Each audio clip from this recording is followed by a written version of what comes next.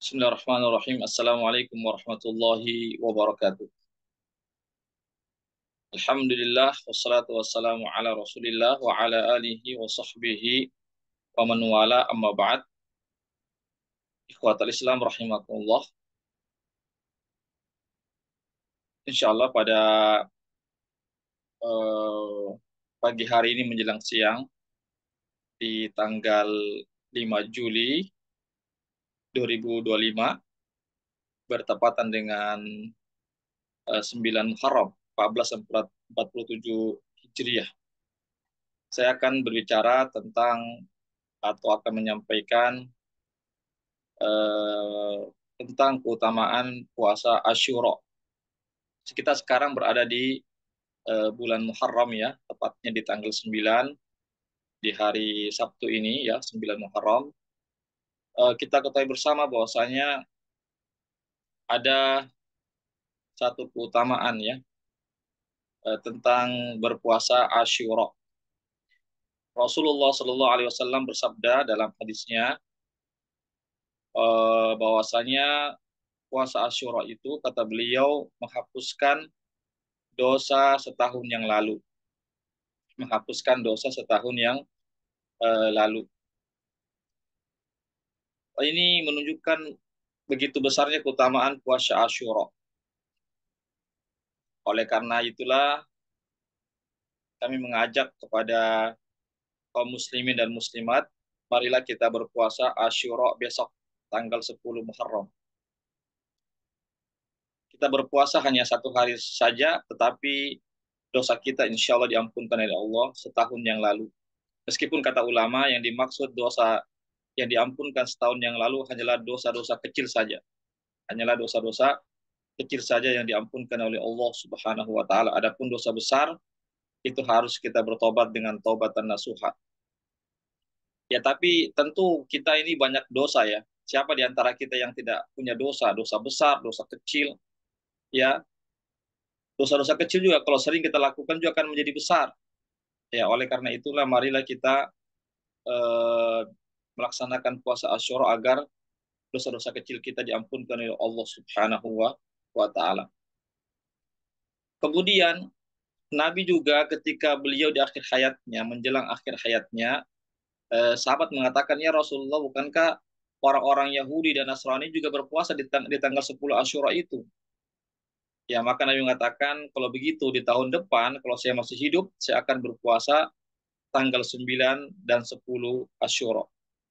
Ya, artinya beliau berniat ya untuk berpuasa juga di tanggal 9 Muharram ya dan 10 2 hari, tetapi qadar Allah Subhanahu wa taala menakdirkan lain, artinya beliau belum sampai ke bulan Muharram tahun depan, beliau sudah dipanggil oleh Allah Subhanahu wa taala, yaitu beliau diwafatkan oleh Allah Subhanahu wa taala. Berdasarkan dari hadis ini sehingga ulama kita mengatakan disunahkan juga kita berpuasa di tanggal 9 Muharram yang dikenal dengan hari Tasu'a namanya. Tasu'a itu tanggal 9 Muharram. Untuk apa? Agar kita menyelisihi puasanya orang Yahudi dan Nasrani. Mereka juga berpuasa, Ahlul Kitab juga berpuasa, ya. Tapi untuk menyelisihi mereka, ya kita sebagai umat Muslim untuk berbeda dengan mereka, maka kita pun berpuasa sebelumnya. Oleh karena itu, sedapat mungkin kita untuk berpuasa di tanggal 9 dan 10. Ya, kalau kita tidak bisa tanggal 9 10, maka sedapat mungkin tanggal 10 dan 11. Ya, ya sebagaimana juga disebutkan dalam riwayat lain, ya juga kita bisa berpuasa tanggal 10 dan 11. Ya, kalau ada yang mau berpuasa 9, 10, 11 itu juga diperbolehkan juga. Ya, 9, 10, 11 juga diperbolehkan. Ya, meskipun kata ulama paling minimal sekali, kalau tidak bisa 2 hari kita berpuasa, minimal satu hari saja, itu tanggal 10 Muharram. Ya, kita ketahui bahwasanya Nabi Musa juga awal mula puasa Muharram itu adalah Nabi Musa alaihissalam. Ya, disebutkan dalam riwayat yang sahih insya Allah, Nabi Musa berpuasa dan memerintahkan Bani Israel, kaumnya juga berpuasa di tanggal 10 Muharram.